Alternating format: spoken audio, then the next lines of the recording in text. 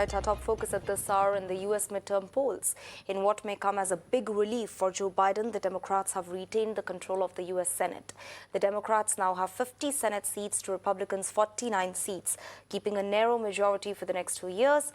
Now, this comes as a huge boost, as a huge fillip to President Biden over the remaining 2 years of his first term in the White House. It also means that the Democrats can reject bills passed by the lower house and can set their own agenda. Meanwhile, all eyes are also set on Biden's Xi Jinping meeting in Indonesia on the sidelines of the G20 summit. Ahead of his meeting, Biden has said that his meeting with his Chinese counterpart is now politically stronger than ever following the midterm election win. All right, I'm being joined by Mr. Rohit Sharma, Indian journalist based in Washington, D.C. So thank you so much for joining us all the way from the U.S. Now, I want to begin here by asking you, this is after a long time that we're witnessing that an American president has defied the historic precedent. Mostly we've seen that the party which is in control of the White House has mostly lost these midterm elections. But, this time you have Joe Biden and his administration actually bucking the trend. What more do you want to say about that? To be very honest with you, and when I say a lot of people, I mean a lot of people within the White House too. On the day of the election on Tuesday, the mood was a little gloomy inside the White House. They weren't sure what would the next 2 years look like with Republican majority in the House and also at the Senate. But with what we've seen, probably a razor-thin margin in the House that Republicans will have, and no majority in Senate. I think this is as good as results Joe Biden and the White House could have expected. This obviously emboldens Democratic leaders, Joe Biden, the administration. Also gives them sort of a feedback. They are on the right legislative track, and also, is in a way an indication of rejection of the MAGA republicanism the GOP has been embracing, because a lot of candidates who embrace that kind of politics and ran in the election obviously lost their seat at the Senate and also in the House. So I think as far as Joe Biden is concerned, we obviously have him at the G20. You'll probably see a more confident president than we've seen before. So do you think this is a much-needed victory, a much-needed win for Joe Biden at a time when, in fact, his popularity has been going down if we go by the low popularity ratings of Joe Biden, and also, amid the controversial abortion laws in the U.S.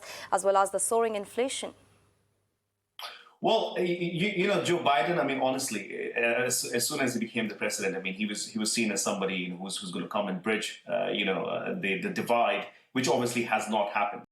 His ratings have down because of inflation, of the gas prices, and it's been a really difficult time for Americans as in terms of cost of living. So obviously we've seen that. But again, as you pointed out, the controversial overturn of Roe versus Wade, the abortion law, which again is sort of law. It was a Supreme Court decision set in the 1970s.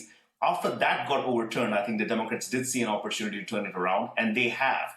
And a lot of, the people who voted, the women who voted, they've obviously voted to give a chance to Democrats to sort of codify Roe versus law, the abortion law, into, a legislative law so that it cannot be in future be overturned by any Supreme Court or any court for that matter. So I think Joe Biden, again, we're 2 years from 2024. As of right now, he's going to be very happy. A week is too long in politics. We obviously can't comment what next 2 years would look like. America is teetering on recession. We've obviously seen, a lot of people getting laid off. We are seeing and anticipating a big recession coming in 2023. So what would America look like in 2 years' time would be a different story. But as far as right now the Democrats are concerned, they're pretty much smiling and sitting happily where they are. All right, as per you, what interesting message does this send out to the Republicans, to Donald Trump and team, keeping in mind that this very key victory of Joe Biden comes right ahead of the 2024 presidential elections in the U.S.? Well, I guess I lost the first part, but I'm assuming you asked me about Donald Trump and what his party is going to think about That's it, right, right? that's right, So, yeah. yeah. So, well, Donald Trump was obviously, as we all were anticipating, a red wave on Tuesday, and he was going to sort of build on that to launch his third presidential campaign. That hasn't worked through. We've seen scathing remarks from Donald Trump on Truth Social, where he's come out and attacked a lot of Republicans from back channels. He's trying to upend the GOP leadership in the Senate. So he's obviously a salty, ex-president right now. what I have heard and what we've seen in the news also is that he is going ahead with announcing his third presidential campaign as soon as the 15th, which is tomorrow.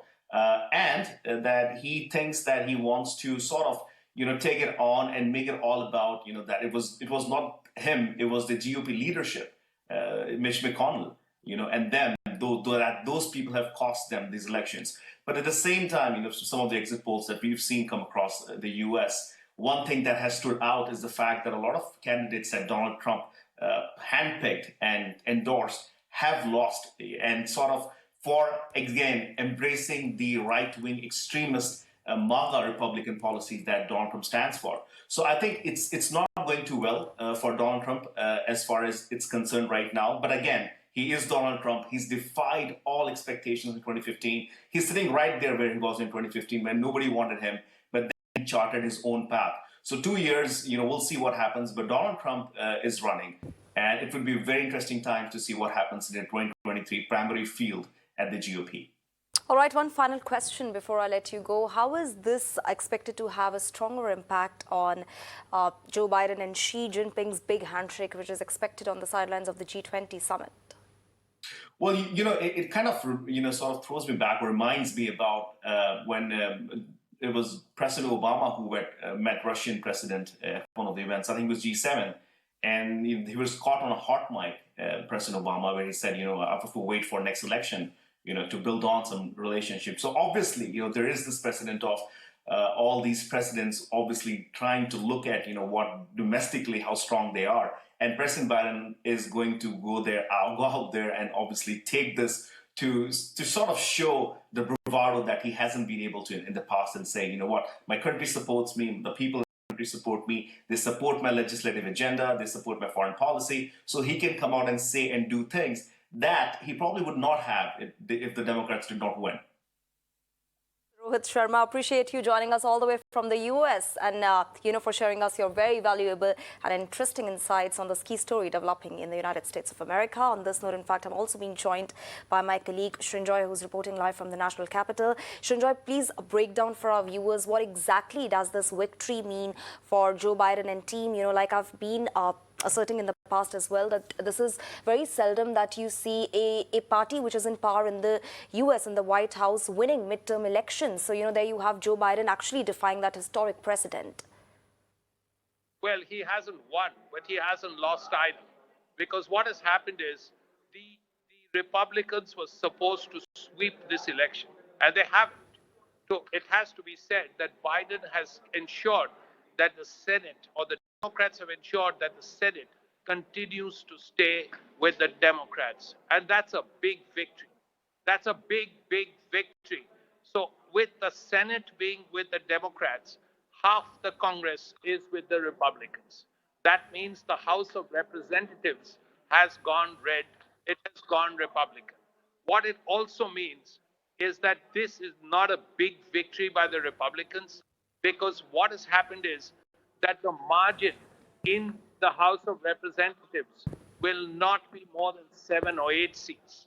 So as a result, Biden will have that opportunity of going to the Republicans, of going to the more liberal Republicans, if there are any left, like people like Lowell Weicker was in the old days, and go and tell them that, look here, that this is a good thing, and maybe the Republicans could join.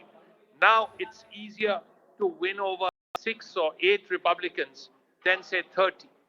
So the point here is that it's not a big victory, even in the House of Representatives, by the Republicans. And Biden will have at least some opportunity to push through his agenda in the next 2 years. All right, Srinjoy, before I let you go, also, just for the better understanding of our viewers, if you can just explain the significance of these midterm elections in the US, why are they all the more crucial, especially coming in at a time, when the US is battling high cost of living, inflation at an all-time high, controversial abortion laws, where we see women hitting the streets every other day, and also the gas crisis. The most important point that would have helped the Democrats is the abortion issue. As far as inflation is concerned, the high price of gas is concerned, it would have helped the Republicans. But it has to be said that one thing Biden has done is ensure that lots and lots more people have jobs today than they did perhaps 2 years ago. And Biden's agenda has been to ensure a lot of money goes to ordinary people. And as a result, people have realized that look, we have jobs. And if we have jobs, maybe Biden is to some extent responsible. Yes, he's responsible for inflation, but he's also responsible for ensuring we have jobs. So if that is so, then very clearly people have voted for Democrat. And that is why the defeat has not been very big in the House of Representatives, maybe 10, 12, 14 seats when all the results are in. And in the Senate, things are in a very good shape. All right, just to conclude, do you think somewhere this also brings an end to the reports of Joe Biden ducking out of the upcoming 2024 presidential race amid his low ratings? Well, first of all, that's still a couple of years away. We don't know whether another Democrat will turn around and say, we want to fight the election. It was initially felt that Biden, because of his age, would be a one-term president, but he wants a second term. That's the thing. And Kamala Harris, despite being vice president, has not been very popular. So as a result, there is no, Prince of Wales, as far as this is concerned. Biden wants the job despite his age, and he wants to have it. Trump wants another shot at being president, and if Biden is the candidate, chances are that it will not be easy for him. He may win, but it will not be easy. All right, Srinjoy, thank you so much for getting us up to speed with all those very interesting developments in the US.